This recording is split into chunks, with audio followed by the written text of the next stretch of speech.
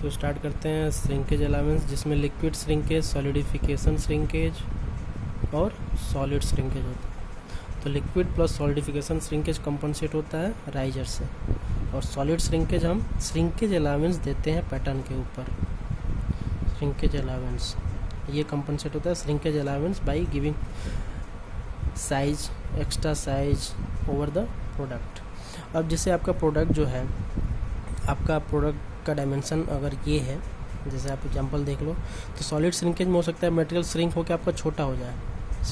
मैं ज़्यादा दिखा रहा हूँ, इतना नहीं होगा, पर स्टिल हो सकता है कि कुछ छोटे साइज़ का बने।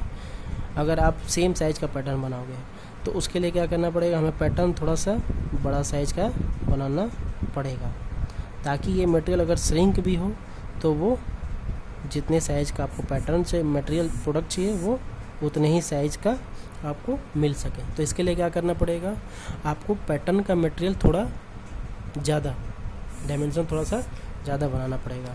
तो इसके लिए कितना ज़्यादा बनाना पड़ेगा, तो वो डिपेंड करता है मेटल टू मेटल। जैसे कि कास्ट आयरन की अगर देख लें, कास्ट आयरन, तो कास्ट आयरन का जो होता है 10 मिलीमीटर पर मीटर, मतलब 1 मीटर अगर लेंथ का कोई प्रोडक्ट है तो उसमें 10 मिलीमीटर आपको एक्स्ट्रा डायमेंशन देना पड़ेगा। मतलब अगर वो श्रिंक होगा तो 10 मिलीमीटर 1 मीटर में रिड्यूस होगा। अब जैसे ब्रास, कॉपर, एल्यूमिनियम, इनका जो है 15 मिलीमीटर पर मीटर है, ठीक है। ऐसे ही जिंक, लेड का कितना है 25 मिलीमीटर पर मीटर। ऐसे ही आपका स्टील का है 20 मिलीमीटर पर मीटर। अब जैसे एक एग्जांपल लेते हैं, जैसे आपका प्रोडक्ट है, ये प्रोडक्ट,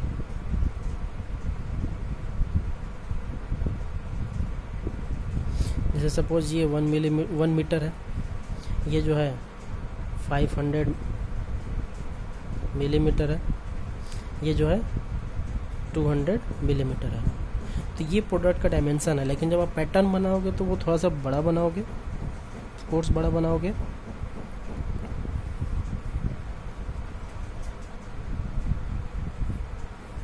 तो डायमेंशन क्या होगा, 1 मीटर पर कितना है। जैसे ये प्रोडक्ट जो है स्टील का बनाना है, आपको कास्टिंग करना है, तो स्टील का कास्टिंग करना है तो फिर क्या करोगे आप, स्टील का देख लो कितना है 20 मिलीमीटर पर मीटर, मतलब कि ये कितना होगा 1 मीटर मतलब 1000 मिलीमीटर। तो इस पर कितना हो जाएगा 1000 प्लस 20 मिलीमीटर, मतलब ये डायमेंशन आपको 1020 मिलीमीटर का कास्ट करना पड़ेगा। लेंथ, विड्थ कितना रखना पड़ेगा, 500 पे कितना रखना पड़ेगा 10 मिलीमीटर, दैट मीन्स 510 मिलीमीटर का आपको डायमेंशन लेना पड़ेगा। ऐसे ही विड्थ, हाइट की बात करें, अगर टी या एच की बात करें तो क्या होगा 200 पे कितना आएगा देख लो 4 मिलीमीटर, तो 204 मिलीमीटर आपका ये पैटर्न वुड का अगर बनाते हो तो इस साइज का आपको पैटर्न बनाना पड़ेगा, ठीक है। समझ में आ गया। तो ये हो गया आपका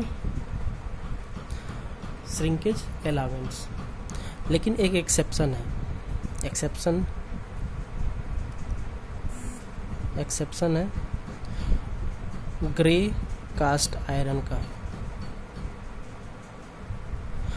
हर कोई मटेरियल जो है वो सॉलिडिफिकेशन कूल होने के बाद श्रिंक होता है, लेकिन ये जो ग्रे कास्ट आयरन एक एक्सेप्शन है, जो कि वो क्या होता है इंक्रीज करता है साइज़।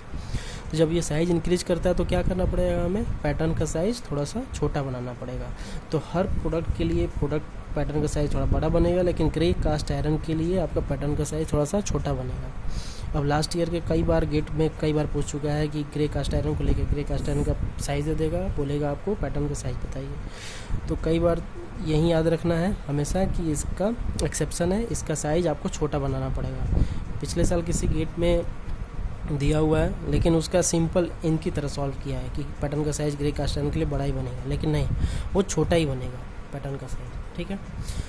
तो ये हो गया आपका श्रिंकेज अलाउंस, ठीक। अब जो आता है वो है draft, second draft allowance, draft allowance, ठीक है। अब जैसे आपका पैटर्न जो है, सपोज आपका जो प्रोडक्ट है वो इस तरीके का है, प्रोडक्ट है आपका, तो जब आपने मोल्ड बना दिया, मोल्ड में इस तरीके से इसको रैमिंग कर दिया, तो जब आप इसको रिमूव करोगे, तो जब रिमूव करोगे तो ये जो वॉल है, स्ट्रेट जो वॉल है, ये क्या होगी, बार बार जब जैसे बाहर निकल रहा होगा, बार बार इससे रब कर रहा होगा, इस सैंड वॉल से क्या कर रहा होगा, रबिंग कर रहा होगा। तो पूरा लेंथ टच में रहेगा ये पार्ट, ये वाला इधर का पार्ट तो कम टच में रहेगा, उससे ज़्यादा इधर टच में रहेगा, उससे ज़्यादा इधर, सबसे ज़्यादा टच में इधर रहेगा। तो जितनी बार रबिंग होगा इसकी वजह से, तो हो सकता है इसकी वॉल वियर एंड टियर हो और सैंड पार्टिकल यहाँ से ब्रेक हो जाए, तो वॉल आपका डिस्टर्ब हो जाएगा। तो उसके लिए करते क्या है कि आप पैटर्न को थोड़ा सा टैपर्ड शेप का बनाते हैं, थोड़ा सा टैपर्ड बनाते हैं।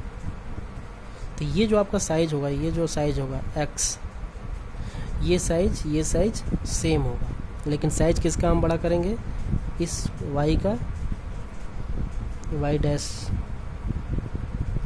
इसके साइज से थोड़ा सा साइज ज़्यादा हो जाएगा, क्योंकि हम इसको थोड़ा सा टैपर दे रहे हैं। क्योंकि इस प्रोडक्ट को जब आप, इस पैटर्न को जब आप ड्रॉ करोगे, रिमूव करोगे इसमें से, मोल्ड से, तो क्या होगा, कोई भी पार्ट इस पॉइंट के बाद कहीं भी टच पे नहीं रहेगा, फ्रीली डिस्पैच हो जाएगा कहीं पे भी। जैसे आप एक नेक्स्ट लोकेशन देख लो,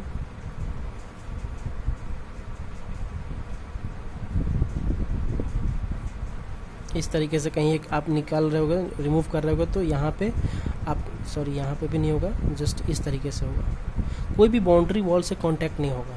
तो ड्राफ्ट इसलिए देते हैं कि थोड़ा सा वॉल जो है इसका, वॉल ब्रेक ना हो, सैंड पार्टिकल यहाँ से इरोजन ना हो, इरोड ना हो, तो उसके लिए आप थोड़ा सा देते हो। तो इसकी वैल्यू कितनी होती है, एंगल आधा डिग्री, हाफ डिग्री से 2 डिग्री के बीच में रखते हैं, हाफ डिग्री टू 2 डिग्री इसकी वैल्यू होती है ड्राफ्ट अलाउंस। थर्ड जो है मशीनिंग अलाउंस। तो ये जो ड्राफ्ट अलाउंस है, ये भी क्या है, ये पैटर्न के ऊपर एक्स्ट्रा साइज दे रहा हूँ, मतलब कि ये भी क्या है, ऐड कर रहा हूँ, पॉजिटिव एडिशन है, अलाउंस है, पॉजिटिव अलाउंस है, उसकी साइज और बढ़ा रहे हैं। मशीनिंग अलाउंस देख लो, जैसे आपका पैटर्न, आपका ये प्रोडक्ट जो है, यहाँ पे मटेरियल आपका कास्ट हो गया, तो कास्ट जब हो गया, जब आपका मटेरियल सॉलिडिफाई हो गया, तो चारों तरफ क्या है, सैंड पार्टिकल्स हैं। सैंड पार्टिकल क्या होंगे, यहाँ पे हीट रेसिस्ट करेंगे, हीट मिलेगा उनको, और वो और ज़्यादा हार्ड हो जाएंगे, और ये इसके वॉल से स्टिक कर जाएंगे, जो आपका मेटल होगा उसके वॉल पे स्टिक कर जाएंगे, या तो डिग कर जाएंगे कुछ ना कुछ, पूरे के पूरे वॉल पे आपका सैंड का पार्टिकल स्टिक कर हो सकता है। तो जब आप मटेरियल को रिमूव करोगे तो आपका कैसा मटेरियल मिलेगा, इस तरीके से आपका मटेरियल स्टिक्ड होगा, सैंड पार्टिकल स्टिक होगा। तो आपको तो एकदम बिल्कुल फिनिश प्रोडक्ट चाहिए, फिनिश प्रोडक्ट, तो उसके लिए आप क्या करोगे, मशीनिंग करोगे, मशीनिंग करके यहाँ से ये लेयर रिमूव करोगे। तो जब लेयर रिमूव करोगे तो क्या होगा, इसका डायमेंशन कम हो जाएगा। तो इसलिए क्या करते हैं कि आप पैटर्न का साइज ही पहले से ही थोड़ा बड़ा बनाते हो, ताकि अगर हम मशीनिंग भी कर दें तो उसके बाद भी जो प्रोडक्ट हमारा बचे, वो जो चाहिए हमें प्रोडक्ट, वो शेप का मिले। तो ये कितना देना है मशीनिंग अलाउंस, ये किसके ऊपर डिपेंड करेगा, सैंड पार्टिकल के साइज़ के ऊपर। अगर छोटा छोटा साइज़ है तो कम से कम अलाउंस देना पड़ेगा, अगर बड़ा बड़ा साइज़ है, अगर मान लो बड़ा बड़ा साइज़ होगा तो क्या होगा, ये पूरा ऐसे डिग किया रहेगा, तो हाफ ऑफ द रेडियस या पूरा रेडियस इसमें क्या होगा, डिग होगा। तो जितना बड़ा साइज होगा उतना पैटर्न अलाउंस देना पड़ेगा, सैंड पार्टिकल साइज पे डिपेंडेंट है। तो ये भी क्या हो गया, पॉजिटिव अलाउंस है, उसकी एक्चुअल साइज से आप ज़्यादा साइज आप दे रहे हैं। तो ये हो गया आपका मशीनिंग अलाउंस। नेक्स्ट जो है फोर्थ, सेक अलाउंस।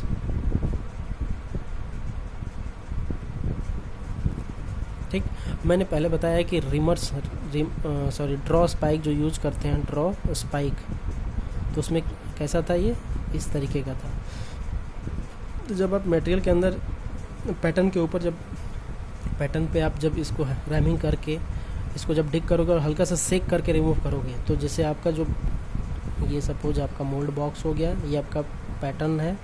तो जब आप इस पे ड्रॉ स्पाइक से जब इसको रिमूव करोगे तो हल्का सा सेक करते हैं, जब सेक करोगे आप तो क्या होगा, ये वॉल्स जो है इस तरीके का हो जाएगा, कंप्रेस्ड हो जाएगा। ये जो सैंड वॉल्स है, मोल्डिंग सैंड का वॉल है, ये कंप्रेस हो जाएगा, तो साइज़ क्या हो जाएगा, थोड़ा सा बड़ा बन जाएगा, क्योंकि जब तक से आप सेक नहीं करोगे प्रॉपर तरीके से आपका ये जो पैटर्न है वो रिमूव नहीं होगा, थोड़ा सा स्पेसिंग नहीं बन पाएगा। तो उसके लिए आप क्या करोगे, थोड़ा सा आपको सेक करना पड़ता है, पर जब सेक करोगे तो आपका वॉल्यूम बढ़ जाएगा, डायमेंशन चेंज हो जाएगा। तो उसके लिए करते क्या है कि आप पैटर्न पे सेक अलाउंस देते हो, सेक अलाउंस। अब वो सेक अलाउंस क्या करोगे, जब साइज बढ़ जा रहा है तो उसके लिए क्या करना पड़ेगा, निगेटिव अलाउंस, निगेटिव अलाउंस देना पड़ेगा। कई बार पूछा जाता है कि कौन सा स्ट्रिंग अलाउंस जो है पैटर्न के ऊपर निगेटिव अलाउंस है, तो निगेटिव अलाउंस केवल एक यही है, सेक अलाउंस। इसका साइज़ थोड़ा सा छोटा करना पड़ेगा, थोड़ा सा छोटा करना पड़ेगा, क्योंकि जब सेक करोगे तो ऑलरेडी फिर साइज़ बढ़ रहा है, ऑलरेडी फिर साइज़ बढ़ रहा है, ठीक है। तो हल्का सा आपको डायमेंशन छोटा करना पड़ेगा, ठीक है। वो डिपेंड करेगा साइज, पैटर्न का वॉल्यूम कितना है, साइज़ क्या है, उसके ऊपर आपका कितना डायमेंशन देना पड़ेगा वो डिपेंड करता है, ठीक है। तो ये हो गया आपका सेक अलाउंस। तो ये याद रखना कि ये निगेटिव अलाउंस है, आपको डायमेंशन छोटा करना पड़ता है। नेक्स्ट जो है डिस्टॉर्शन अलाउंस, ठीक है। जैसे आपका प्रोडक्ट जो है, सपोज आपका प्रोडक्ट कास्ट करना है, ये प्रोडक्ट कास्ट करना है, इस तरीके का मेटल पीस कास्ट करना है। तो अगर आपने इसी साइज़ का पैटर्न बना दिया तो क्या होगा, जब आप इसके अंदर मटेरियल फिल करोगे,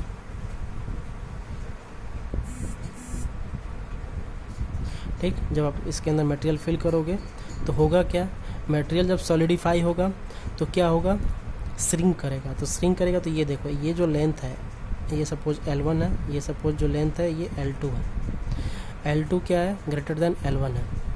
तो एक HMT में आप लोग पढ़ोगे, आगे आएगा, होता है linear coefficient, thermal linear coefficient होता है। तो उसमें क्या होता है कि डेल्टा हीट ट्रांसफ़र जो होता है H A delta T L, sorry, तो हीट ट्रांसफ़र जो होता है, हीट ट्रांसफ़र प्रोपोर्शनल होता है आपका लेंथ के, हीट ट्रांसफ़र प्रोपोर्शनल होता है लेंथ का। तो लेंथ जितना ज़्यादा,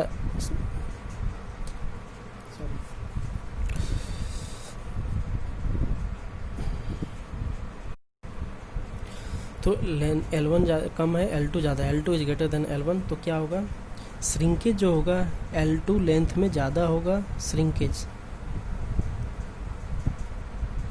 ज़्यादा होगा, मतलब L1 जो है ज़्यादा तेज़ी से इसको श्रिंक करेगा और L1 कम रेट से। तो L2 अपनी तरफ क्या करेगा, इधर की तरफ श्रिंक, एक्सपेंशन जो होगा, थर्मल एक्सपेंशन जो होगा, लीनियर थर्मल एक्सपेंशन और कॉन्ट्रैक्शन। तो जब कूल हो रहा होगा तो कॉन्ट्रैक्ट हो रहा होगा, तो L2 ज़्यादा है तो L2 में कॉन्ट्रैक्शन ज़्यादा होगा, L1 में कॉन्ट्रैक्शन कम होगा एज कम्पेयर टू। जब L2 में कॉन्ट्रैक्शन ज़्यादा होगा तो फिर क्या होगा, इसका जो लेंथ होगा, इसका जो प्रोडक्ट बनेगा वो आपका थोड़ा सा इस तरीके का बन जाएगा, फाइनल प्रोडक्ट थोड़ा सा टैपर्ड बनेगा। क्यों ऐसा टैपर्ड बनेगा, क्योंकि ये L2 में कॉन्ट्रैक्शन ज़्यादा था, इसने ज़्यादा कॉन्ट्रैक्ट किया और ये कम कॉन्ट्रैक्ट किया, तो फोर्स इधर की तरफ थोड़ा सा डिस्टॉर्ट हो जाएगा। तो पहले ही से आपको इसका प्रोडक्ट कैसा बनाना पड़ेगा, पैटर्न थोड़ा सा अंदर की तरफ ऐसा बनाना पड़ेगा। तो ये होता है डिस्टॉर्ट, ताकि जो L2 है, L1 है, L2 में अगर उसको कूलिंग होने के बाद श्रिंकेज भी होगा, इसके लेंथ श्रिंक भी करेगा, तो ये अपनी पोजीशन पे यहाँ पे आपका प्रोडक्ट इस तरीके से मिल जाएगा। तो इसलिए आप क्या करते हो, डिस्टॉर्शन अलाउंस देते हो। लेंथ ज़्यादा है, जिसका लेंथ ज़्यादा होगा, लीनियर थर्मल कोफिशिएंट जो होता है वो डिपेंडेंट होता है लेंथ के ऊपर। तो लेंथ जिसका ज़्यादा होगा उसका ज़्यादा एक्सपेंशन भी करता है, उसका ज़्यादा कॉन्ट्रैक्शन भी करता है। तो लेंथ ज़्यादा है तो ये ज़्यादा कॉन्ट्रैक्ट करेगा, तो इधर की तरफ जाएगा, और ये कम है तो कम फोर्स लगा, तो ये इसकी वजह से प्रोडक्ट आपका डिस्टर्ब हो जाएगा। और ये जो हो, इसलिए आपको क्या करना पड़ेगा, थोड़ा सा पहले ही इस तरीके का शेप देना पड़ेगा, ताकि अगर ये लेंथ L2 कॉन्ट्रैक्ट भी हो तो ये अपने ओरिजिनल शेप में फिर से रीगेन कर सके। तो ये हो गया आपका पांचों टाइप का श्रिंकेज, दैट मीन्स आपका shrinkage allowance, draft allowance, machining allowance, shake allowance और डिस्टॉर्शन अलाउंस। तो सेक अलाउंस केवल नेगेटिव अलाउंस होता है, बाकी सब के सब आपका क्या होते हैं, पॉजिटिव अलाउंस होते हैं। बाकी अब नेक्स्ट क्लास में डिस्कस करेंगे।